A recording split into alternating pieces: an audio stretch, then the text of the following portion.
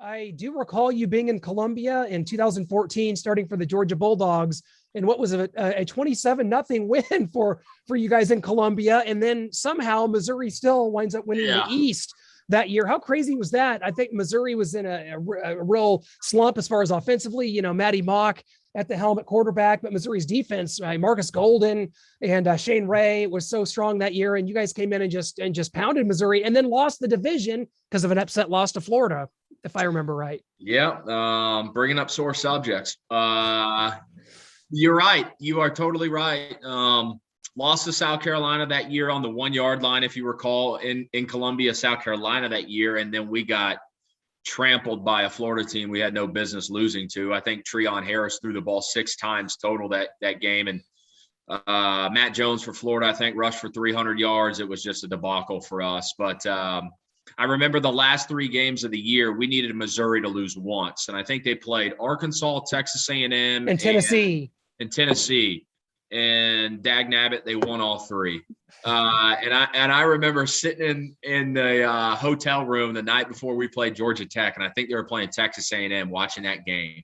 I'm throwing stuff at the wall. I'm yelling. I'm the biggest Texas A&M fan in the world. And credit Missouri and Matty Mock, man. 3 games in a row, and they won all 3. Well, that was wonderful time seeing you take over for Aaron Murray there the year that you got to be the full-time starter, and good memories for sure. But this Saturday, Central Michigan comes to Columbia in a game that most Missouri fans, if they're not aware already, probably shouldn't overlook. Jim McElwain's done a tremendous job. 2019 MAC Coach of the Year. They win the MAC division, the Eastern Division, his first year there. They went 3-3 in a shortened schedule last year. You can't sleep on this team, especially if Sermon, the transfer quarterback from Washington, is in fact going to be the starter. We'll probably find that out this week later. Man, this is not a game that Missouri can overlook and sneak by. 13.5-point favorites, one of the lowest lines for the SEC this week. Missouri could be in for a fight, but the Tigers looking for a breakout season themselves. Yeah, and I don't know how much like year to year what carries over, but Central Michigan 2019, I believe it was, went down and took Miami to the last punch. And almost knocked them off. So I think some of these players that were a part of that team, they've walked into the lion's den before, and I think teams like this, because as a player, right, like I remember what it was like kind of playing some of the group of 5 or the mid-major schools like Central Michigan. And those were almost the games that you had to really go out of your way to make sure you cross all your T's, dot all your I's, because those guys really want to beat you. These are the guys that didn't get recruited by the big schools. These are the guys that got passed over. So, yeah, Jim McElwain's done a tremendous job there. As far as the quarterback competition, everything out of Mount Pleasant is that they're going to play all 3 quarterbacks. Now, is that the truth? I think it's a bit of mind games, which coaches love doing, and it's frustrating for fans and especially guys like me that are trying to collect as much information and do the broadcast. But they've got 3 different quarterbacks. Sermon from Washington, who got beat out by Jacob Eason out there, transferred, big kid, powerful arm, elite arm talent, but doesn't have a lot of experience playing. And so will they play all 3 quarterbacks? I don't tend to believe so. It's hard enough if you've got 2 quarterbacks, let alone 3. So we'll see.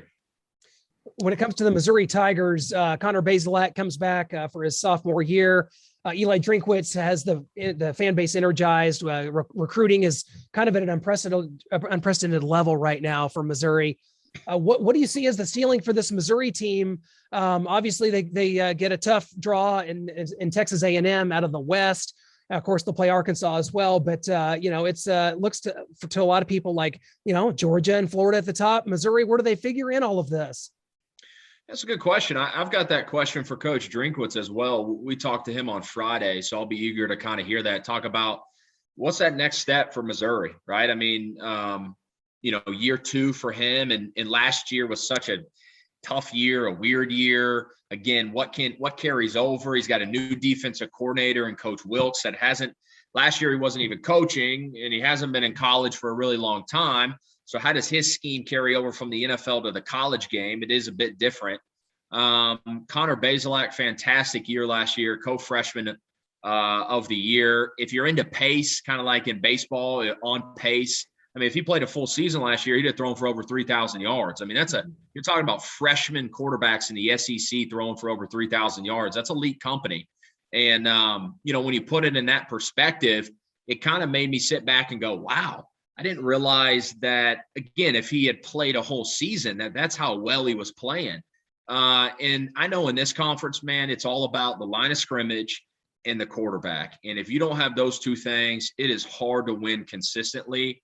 Missouri fans should feel really, really good. Connor Bazelak, he's got the chance to be around for a long time. And I think it's so hard to find good quality quarterback play in this conference, let alone guys that are going to be around for a few years. You get a guy through the transfer portal and he's here and gone, or you get maybe a 2-year starter if you're lucky. But Connor has the opportunity to be here 3-4 years. He's got an opportunity to do some really nice things and special things. I think one thing I'm eager to see this year is can they find a little bit more explosiveness in the vertical passing game? I thought that was one of the things that was missing last year. And they were kind of handcuffed. The way they moved the ball was primarily through, Barrett Bannister in a slot, Kiki Chisholm, some of those guys outside, and then obviously Larry Roundtree. Well, Larry's gone. So Tyler Beatty, can he step in and be a bell cow type back? I think I read the other day where the most carries he's ever had in a game is 12. I was like, is that a misprint? Wow. So he's had 12 a couple times. So I think there's a huge question mark on, when you get into a phone booth, just you got to run the ball out with 4 minutes. You got to be able to run the ball to win the game. Can he carry the ball? Can you count on Tyler Beatty to carry the ball 20 to 25 times a game? So a lot of interesting question marks. But I think going back to your original question, expectations for Missouri this year, like you said, Georgia and Florida, and I wouldn't put Florida in the same category as Georgia, but, they're kind of 1A, 1B. But why can't Missouri be a team that hovers around 9 or 10 wins? Last year they showed a couple of those games. They played just a little bit better, a few less mistakes. And I know it was a truncated season, but even last year they showed that they've got the talent and the potential to be a team that is kind of that second best team in the East. And I think it's more wide open than it's ever been in the SEC East. I mean, Tennessee's in a rebuild. South Carolina's in a rebuild. And again, I go back to Connor Bazelak. You look around the conference in general, there's not a lot of known commodities at the quarterback position. There's not a lot of experience. Alabama's breaking in a new guy. Florida and Emory Jones. He's a veteran by years, but he doesn't have a lot of playing experience. JT Daniels, 16 total starts. He's probably the most veteran guy. LSU breaking a new guy. So Texas A&M a new guy. So why can't Connor Bazelak be the crown jewel of the conference at the quarterback position? I think he can.